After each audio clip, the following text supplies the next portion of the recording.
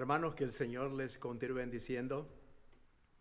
De nuestra serie Defensores de la Fe, quisiéramos, con la ayuda del Señor y su palabra, hacer una pregunta o contestar una pregunta. Hacerla para ustedes y contestarla de acuerdo a la palabra del Señor. ¿Cómo se sabe que el cristianismo es el verdadero? Probablemente cada cristiano se ha hecho esta pregunta. Algunos dicen, bueno, creo que Dios existe, que Jesús resucitó de entre los muertos, que he experimentado su poder transformador en mi vida, pero ¿cómo sé que realmente esto es cierto? El problema se vuelve agudo cuando nos enfrentamos a alguien que no cree en Dios o en Jesús o que está adherido a alguna otra religión. Quizás podrían hasta exigirnos, ¿cómo sabemos que el cristianismo es verdadero? ¿O cómo sabe que lo que usted me dice es verdadero? Y hasta ellos van a querer que usted también se lo demuestre. ¿Qué se supone debemos decir? ¿Qué se supone debemos contestar? Creo que es útil en esta ocasión distinguir entre saber y mostrar que el cristianismo es verdadero. Y vamos a tomar el primer punto, el papel del Espíritu Santo. La manera en que sabemos que el cristianismo es verdadero es mediante el testimonio de autenticidad del Espíritu Santo de Dios. ¿Qué queremos decir con esto? Que la experiencia del Espíritu Santo es verídica e inconfundible para el que la tiene. Que tal persona no necesita argumentos o evidencia suplementaria para conocer y saber con confianza de este hecho que ha experimentado al Espíritu Santo de Dios. Es la experiencia inmediata del Dios mismo. Veamos el inciso A. El Espíritu Santo en la vida del creyente. Cuando una persona llega a conocer al Señor Jesucristo en una experiencia personal, se convierte automáticamente, se convierte en un hijo adoptivo de Dios y es habitado por el Espíritu Santo. El apóstol Pablo, cuando escribe a los Gálatas, él está diciendo, pues todos sois hijos de Dios mediante la fe, ¿en quién? En Cristo Jesús. Y por cuanto sois hijos de Dios, Dios envió a vuestros corazones el Espíritu de su Hijo, el cual clama, Abba Padre. Pablo explica que el testimonio del Espíritu Santo da testimonio a nuestro espíritu. Nos permite saber que somos hijos de Dios. Pablo está usando en esta ocasión el término pleroforia. Y esto para indicar que el creyente tiene conocimiento de la verdad como resultado de la obra del Espíritu Santo. Cuando él escribe a la iglesia de Colosas, él está diciendo, para que sean consolados sus corazones, unidos en amor, hasta alcanzar todas las riquezas de pleno conocimiento, a fin de conocer el misterio de Dios el Padre y de Cristo. El apóstol Juan también deja bien claro que el Espíritu Santo dentro de nosotros es quien da a los creyentes la convicción de la verdad del cristianismo. En su primera carta, Juan, él está diciendo en capítulo 2, pero vosotros tenéis, ¿qué cosa? La unción del Santo y conocéis todas las cosas.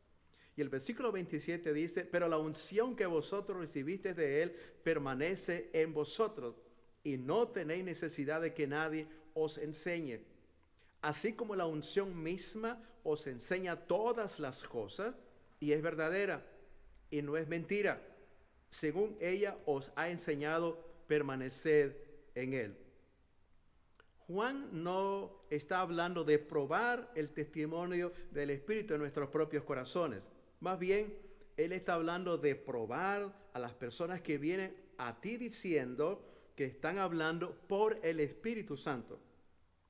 Juan nunca alienta o anima al creyente a dudar del testimonio del Espíritu en su propio corazón. Más bien, dice que si alguien más bien afirmando hablar por el Espíritu Santo, entonces, dado que la situación es externa a uno mismo e involucra afirmaciones adicionales que no son aprendidas inmediatamente, debemos evaluar a esa persona para determinar a su o afirmaciones si es verdadera o no.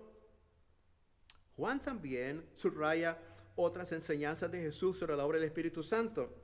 Según Jesús, es el Espíritu Santo que mora en el interior lo que le da al creyente la certeza de saber que Jesús vive en mí y que está en Jesús. Vamos a ver el inciso B, el incrédulo. Pero, ¿qué pasa con el papel del Espíritu Santo en la vida de un incrédulo? Dado que el Espíritu Santo no habita en su corazón, entonces, ¿significa esto que debe confiar únicamente en los argumentos y las pruebas para ser convencido de que el cristianismo es verdadero? No, no en absoluto. Según las Escrituras, Dios tiene un ministerio diferente del Espíritu Santo, especialmente orientado a las necesidades del incrédulo. El Evangelio de San Juan, en el capítulo 16, ahí nos lo dice. Hay que leerlo del versículo 7 al 11 y usted lo va a entender. Aquí el ministerio del Espíritu Santo es triple. Primero, convence al incrédulo de su propio pecado. Significa llegar al corazón de una persona hasta que esta persona sepa que el hecho es cierto.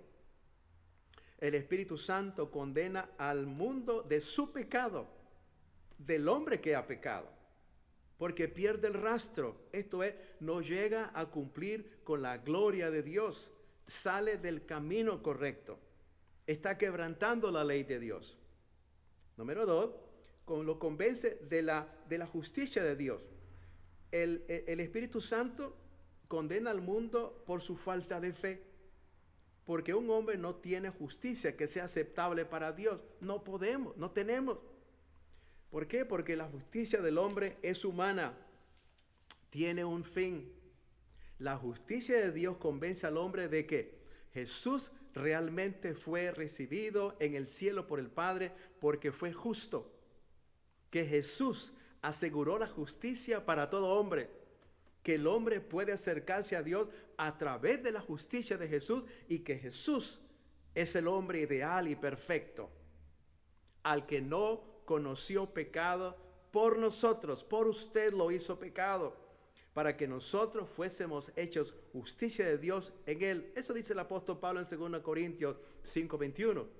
Y tercero, convence de su condena ante Dios, porque es responsable ante Dios y el hombre, porque habrá un día real de juicio en algún momento del futuro, y eso puede ser muy pronto. Porque deberá estar cara a cara con Dios y va a ser juzgado. Y va a ser juzgado por el pecado y falta de justicia, por lo que ha hecho y lo que no ha hecho. Al que sabe hacer lo bueno y lo hace, le es pecado, dice la palabra de Dios. De manera que cada uno de nosotros dará a Dios cuenta de sí. Por lo tanto, puede decirse que el incrédulo, así condenado, conoce la verdad de verdades tales como Dios existe, soy culpable delante de Dios, y así sucesivamente. Esta es la forma en que tienen que sucederse las cosas, porque si no fuera por la obra del Espíritu Santo, nadie llegaría a ser cristiano o un hijo de Dios. Según Pablo, el hombre natural ni siquiera busca a Dios. Él lo dice en Romanos capítulo 3, versículos 10 y 11. No hay justo ni aún uno, ni siquiera uno. No hay quien entienda, no hay quien busque a Dios. El hombre no regenerado, una persona que no conoce a Cristo, no puede entender las cosas espirituales. Pablo, cuando escribe a la iglesia de Corinto, el capítulo 2, versículo 14, dice: pero el hombre natural no acepta las cosas del Espíritu de Dios, porque para él son, ¿qué cosa? Necedad. En otras palabras, hay terquedad, falta de juicio, hay ignorancia y no las puede entender. ¿Por qué? Porque hay que discernirlas espiritualmente. y él es hostil a Dios, ya que la mente puesta en la carne es enemiga ¿de quién? De Dios. ¿Por qué? Porque no se sujeta a la ley de Dios, ni siquiera puede hacerlo. Como dijo Jesús, los hombres aman la oscuridad en vez de la luz. Por sí mismo, el hombre nunca podría venir a Dios. Dios siempre es el que toma la iniciativa en buscar al hombre. Cristo siempre va a estar buscándonos, hermanos. Así como el pastor busca las ovejas, Él siempre va a buscarnos a nosotros. Pero la raíz de todo esto, ¿por qué se niega a venir? Es porque voluntariamente ignora y rechaza la atracción del Espíritu de Dios en su corazón. Voluntariamente ignora y rechaza la atracción del Espíritu de Dios en su corazón. Al final, nadie realmente se convierte en cristiano por la falta de argumentos, sino que no puede convertirse en cristiano porque ama las tinieblas en vez de la luz y no quiere tener nada que ver con Dios. Usted pregunta a las personas y ellos dicen, yo no quiero saber nada de Dios. ¿Sabe qué? Creo que no están listos para los cambios radicales que el Evangelio va a demandar de ellos. Pero cuando cualquier persona es llamada del Espíritu de Dios, esa persona acepta al Señor con un corazón y puede sentir la seguridad que el cristianismo es verdadero. Sí, cuando una persona responde, es obvio, con una mente y un corazón abierto, usted está seguro sobre el cristianismo que es verdadero. ¿Por qué? Bueno, porque el Espíritu de Dios los convencerá de que así es. Jesús dijo, mi enseñanza no es mía, sino del que me envió. Si alguien quiere hacer su voluntad, sabrá si mi enseñanza es de Dios o si hablo de mí mismo. Eso dice el Evangelio de Juan, capítulo 7, versículos 16 y 17. Jesús afirma que si alguien verdaderamente está buscando a Dios, entonces sabrá que las enseñanzas de Jesús provienen de Dios. Vamos terminando un poco esto.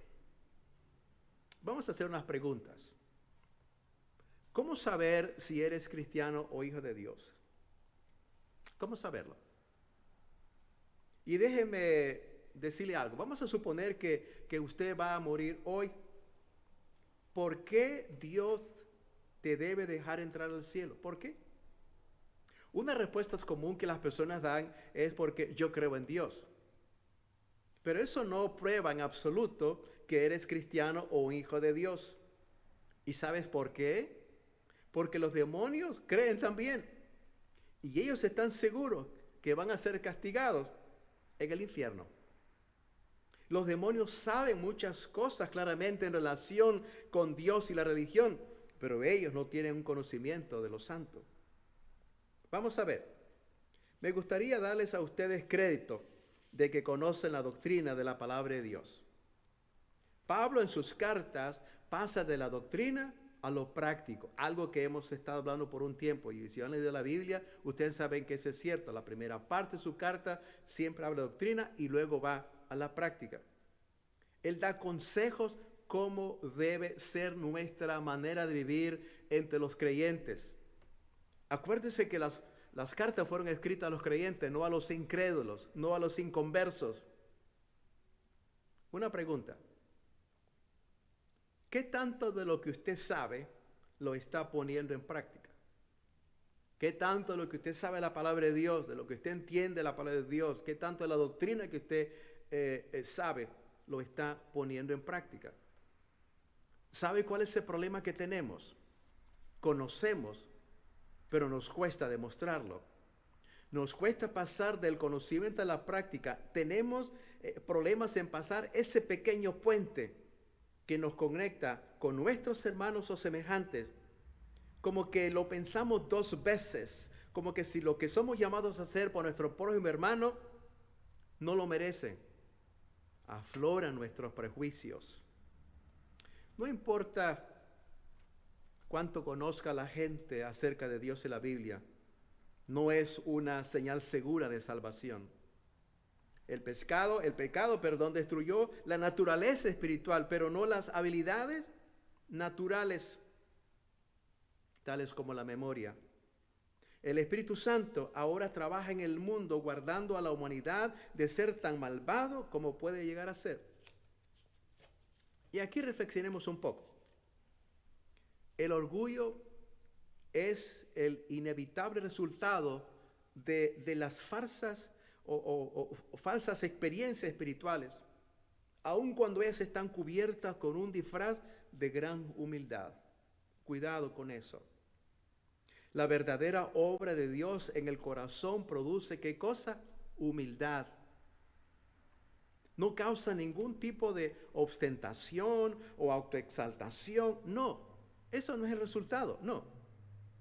Es el sentido de la impresionante, santa, gloriosa belleza de Cristo. ¿Sabe qué hace? Asesina el orgullo, lo elimina y humilla el alma. Y por último, otro resultado de la gracia de Dios en el corazón es que la persona odiará lo perverso y responderá a Dios con un corazón y una vida santa. La persona odiará lo perverso y responderá a Dios con un corazón y una vida santa. Obedeceremos a un corazón limpio y no uno carnal lleno de prejuicios. Permíteme orar en esta ocasión por usted. Yo no sé en dónde está usted situado en lo que hemos mencionado, hablado, enseñado, predicado en esta ocasión. No sé. Pero a lo mejor algo el Señor le ha hablado a su corazón, a su vida. O le ha hecho recordar en una u otra forma nuestras grandes responsabilidades que nosotros tenemos cuando estamos tratando de contestar de esta pregunta acerca del cristianismo, de su experiencia personal. Vamos a orar. Señor, ayúdanos a mostrar el verdadero cristianismo a un mundo que necesita ver verdaderos seguidores del Maestro de Galilea, siguiendo el ejemplo de Jesús, que no se aferró a nada, quien se despojó a sí mismo, tomando la forma de siervo. Que el Señor te bendiga y te guarde. Jehová haga resplandecer tu rostro sobre ti y tenga de ti memoria. Jehová alce sobre ti su rostro y ponga en ti paz. Amén. Hermanos, que el Señor les bendiga. No olviden leer la Biblia y manténganse en oración en estos días. Hasta la próxima ocasión.